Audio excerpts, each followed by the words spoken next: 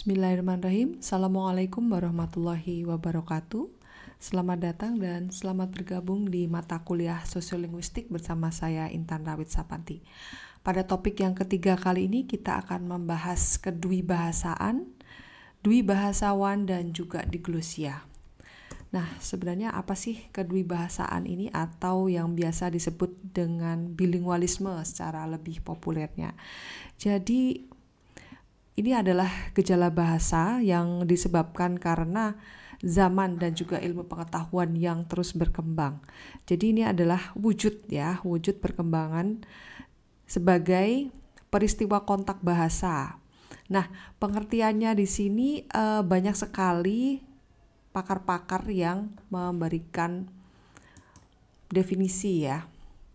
Yang pertama adalah Weinreich. Pada tahun 1953 beliau mengatakan bahwasanya kedwibahasaan is the practice of alternately using two language. Jadi ini adalah kebiasaan menggunakan dua bahasa atau lebih secara bergantian ya. Kalau orang Indonesia sudah biasa ya menggunakan bahasa ibu dan juga bahasa Indonesia. Yang kedua menurut Bloomfield, jadi bilingualisme is a native like control of two language. Ini adalah penguasaan yang sama baiknya terhadap dua bahasa. Jadi kita menguasai sistem kode ya dengan sama baiknya, sama lancarnya, sama tepatnya seperti itu. Jadi dua bahasa yang dikuasai dengan sama baiknya ini adalah bilingualisme.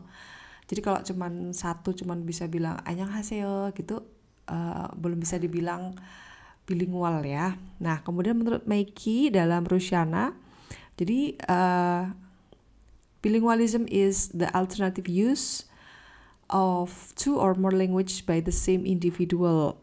Nah, di sini adalah seseorang yang menggunakan dua bahasa atau lebih ya. Nah, tapi di sini yang dimaksud dengan bilingualisme itu mencakup tingkat fungsi. Kemudian juga ada campur kode, ada alih kode, interferensi, dan juga integrasi. Nah, batasan menurut Meiki ini akan dijelaskan satu persatu dalam bab ini ya. Jadi apa sih yang dimaksud dengan bilingualisme? Apakah dia harus menguasai dua bahasa, misalnya bahasa Indonesia dan bahasa Rusia misalnya. Nah, ternyata menurut Meiki ini bisa saja dia menggunakan campur kode atau alih kode ya.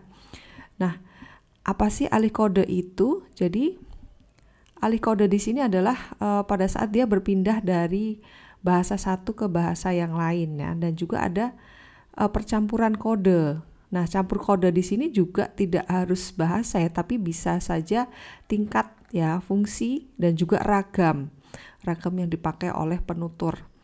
Dan ternyata ada juga interferensi ya. Jadi ketika seorang bilingual itu berbicara, ada interferensi dari bahasa yang pertama kali dipelajari. Jadi misalnya ada unsur-unsur bahasa ibu yang masuk ke dalam bahasa yang kedua seperti itu. Kemudian ada integrasi ya. Jadi integrasi di sini adalah jadi unsur serapan dari suatu bahasa yang sudah menyesuaikan diri dengan bahasa aslinya. Nah, di sini ya, ini adalah definisi dari Meiki tentang bilingualisme itu sendiri. Nah,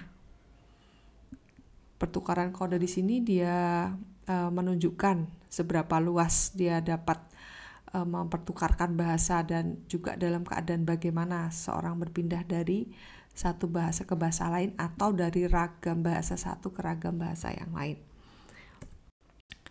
Nah, di sini ya, tadi sudah dijelaskan lebih secara sederhana. Campur kode lah mencampurkan dua atau lebih bahasa atau ragam bahasa ya. Jadi biasanya kalau campur kode ini digunakan dalam situasi yang informal.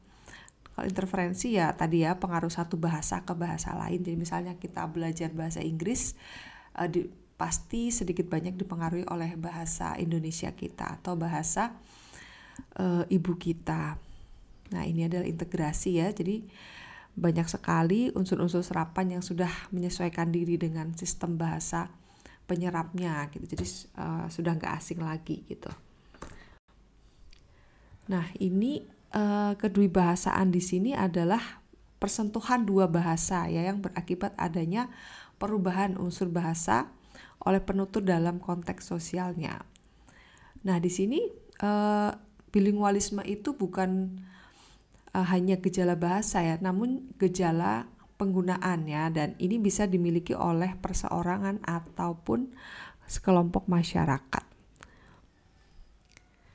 Intinya ada kontak bahasa ya. Kemudian ya, ini adalah ciri yang menonjol dari bilingualisme atau kedwibahasaan karena adanya kontak bahasa. Nah, berikutnya kita akan bahas term dwibahasawan dan juga diglosia. Ini adalah ya seseorang ya atau person yang menggunakan dua bahasa atau lebih, kita sebut dengan dwibahasawan. Ini sama dengan definisi dari Winrich dalam bukunya Supomo. Jadi seseorang yang terlibat dalam praktik penggunaan dua bahasa secara bergantian, dialah yang bisa disebut bilingual atau dwibahasawan. Nah, tingkat penguasaan bahasa dwibahasawan ini, bahasa satu dan bahasa kedua, itu berbeda dari satu dwibahasawan dan dwibahasawan yang lainnya. Jadi tergantung pada setiap individu. Berikutnya kita masuk ke term diglosia. Nah, jadi di diglosia ini bisa dikatakan sebuah keadaan masyarakat tutur ya. Jadi tidak bisa disamakan dengan kedwibahasaan, tapi di sini cenderung untuk menunjukkan keadaan masyarakat tutur. Jadi di mana terjadi alokasi fungsi dari dua bahasa ataupun ragam. Nah, konsep diglosia menurut Ferguson dalam bukunya Sumarsono dan Partana.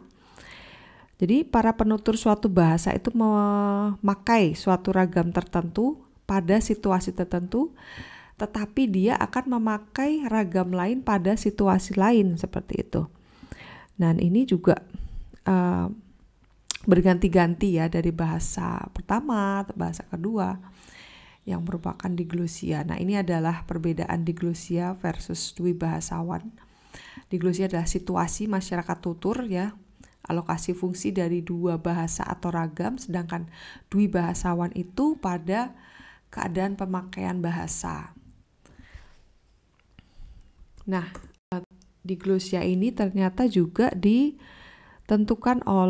dipengaruhi oleh 9 segi ya. Yang pertama adalah fungsi, yang kedua prestis, yang ketiga adalah warisan, tradisi tulis menulis, keempat pemrolehan bahasa, pembakuan, stabilitas, tata bahasa, kosakata, dan juga fonologi. Nah, untuk yang fungsi di sini kita ada fungsi suatu bahasa ya, merupakan kriteria yang paling penting bagi suatu bahasa. Biasanya dalam satu bahasa ini ada dua ragam yang berbeda ya. Yang satu biasanya kita sebut dengan ragam tinggi ya, lebih untuk formal biasanya ya, ragam yang tinggi. Kemudian untuk ragam rendah itu biasanya untuk kegiatan informal, kekeluargaan, dan juga yang lebih rileks. Jadi bahasa digunakan sesuai fungsinya untuk formal dan juga informal, dan ini biasanya dikaitkan dengan ragam tinggi dan juga ragam rendah.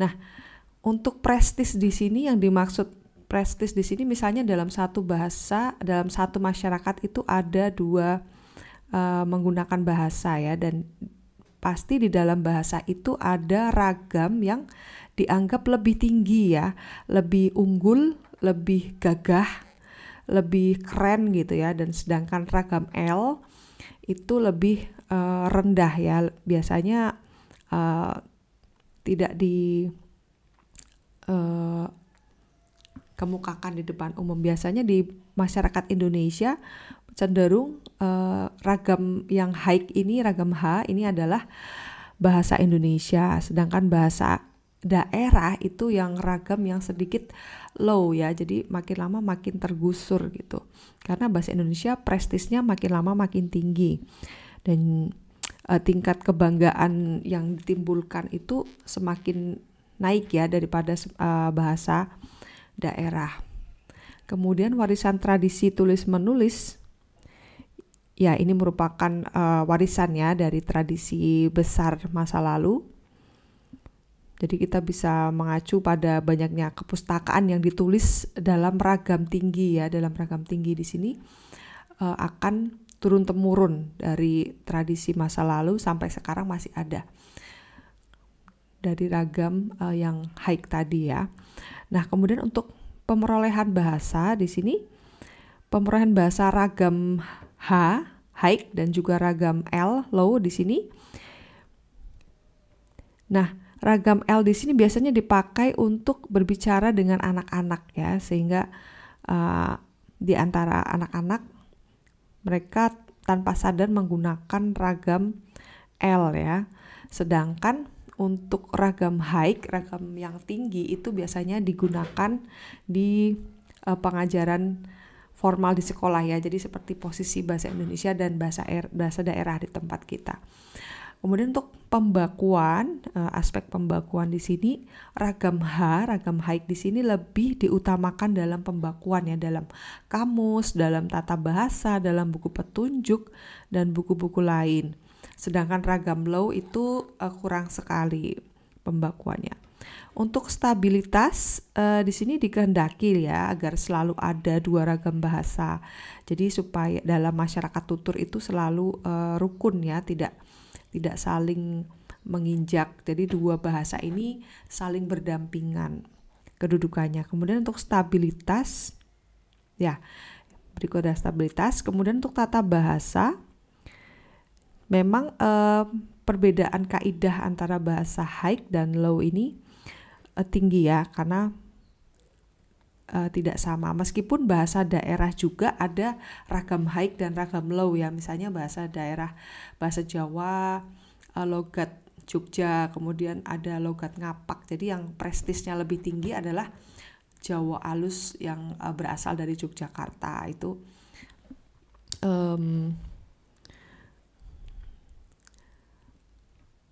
konsep ya tadi tentang high dan juga low. Kemudian untuk kosakata, ada sebagian besar kosakata yang sama, ada yang ada dalam ragam yang tinggi, tapi tidak ada dalam ragam low gitu. Dan begitu pula sebaiknya gitu ya kosakatanya. Dan untuk fonologi, jadi ragam high ini merupakan subsistem ya dan sistem atasan. Tapi tidak bisa dikatakan dua struktur yang berbeda. Nah, ini fonologi, kosakata, dan juga tata bahasa.